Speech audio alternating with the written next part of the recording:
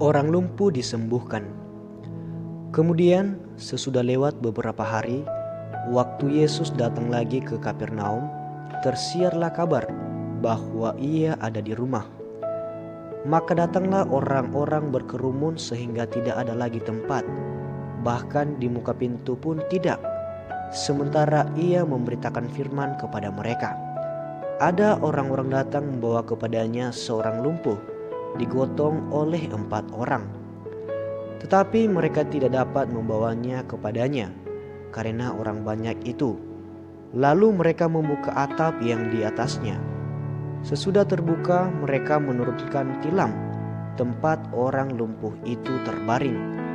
Ketika Yesus melihat iman mereka, berkatalah ia kepada orang lumpuh itu, "Hai anakku, dosamu sudah diampuni." Tetapi di situ ada juga duduk beberapa ahli Taurat. Mereka berpikir dalam hatinya, "Mengapa orang ini berkata begitu? Ia menghujat Allah. Siapa yang dapat mengampuni dosa selain daripada Allah sendiri?" Tetapi Yesus segera mengetahui dalam hatinya bahwa mereka berpikir demikian. Lalu ia berkata kepada mereka, "Mengapa kamu berpikir begitu dalam hatimu?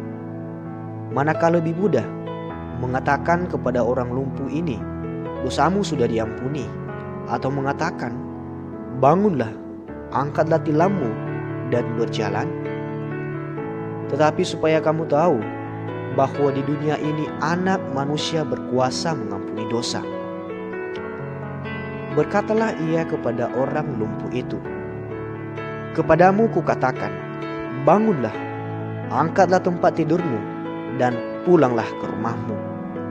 Dan orang itu pun bangun, segera mengangkat tempat tidurnya dan pergi keluar di hadapan orang-orang itu, sehingga mereka semua takjub lalu memuliakan Allah. Katanya, "Yang begini belum pernah kita lihat." Lewi pemungut cukai mengikut Yesus. Sesudah itu Yesus pergi lagi ke pantai danau, dan seluruh orang banyak datang kepadanya. Lalu ia mengajar mereka. Kemudian ketika ia berjalan lewat di situ, ia melihat Lewi anak Alfeus duduk di rumah cukai, lalu berkata kepadanya, "Ikutlah aku." Maka berdirilah Lewi lalu mengikuti dia. Kemudian ketika Yesus makan di rumah orang itu, banyak pemungut cukai dan orang berdosa makan bersama-sama dengan dia dan murid-muridnya, sebab banyak orang yang mengikuti dia. Pada waktu ahli-ahli Taurat dari golongan Farisi melihat bahwa ia makan dengan pemungut cukai dan orang berdosa itu, berkatalah mereka kepada murid-muridnya, "Mengapa ia makan bersama-sama dengan pemungut cukai dan orang berdosa?" Yesus mendengarnya dan berkata kepada mereka, "Bukan orang sehat yang memerlukan tabib, tetapi orang sakit. Aku datang bukan untuk memanggil orang benar, melainkan orang berdosa." Hal berpuasa. Pada suatu kali ketika murid-murid Yohanes dan orang-orang Farisi sedang berpuasa, datanglah orang-orang dan mengatakan kepada Yesus, "Mengapa murid-murid Yohanes dan murid-murid orang Farisi berpuasa, tetapi murid-muridmu tidak?" Jawab Yesus kepada mereka, "Dapatkah sahabat-sahabat mempelai laki-laki berpuasa sedang mempelai itu bersama mereka? Selama mempelai itu bersama mereka, mereka tidak dapat berpuasa. Tetapi waktunya akan datang mempelai itu diambil dari mereka, dan pada waktu itulah mereka akan berpuasa.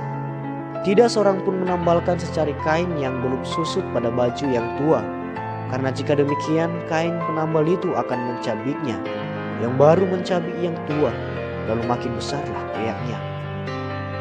Demikian juga tidak seorang pun mengisikan anggur yang baru ke dalam kantong kulit yang tua, karena jika demikian anggur itu akan menggoyakkan kantong itu, sehingga anggur itu dan kantongnya dua-duanya terbuang. Tetapi anggur yang baru hendaknya disimpan dalam kantong yang baru pula." Murid-murid memetik gandum pada hari Sabat. Pada suatu kali pada hari Sabat, Yesus berjalan di ladang gandum, dan sementara berjalan, murid-muridnya memetik bulir gandum. Maka kata orang-orang Farisi kepadanya, "Lihat, mengapa mereka berbuat sesuatu yang tidak diperbolehkan pada hari Sabat?"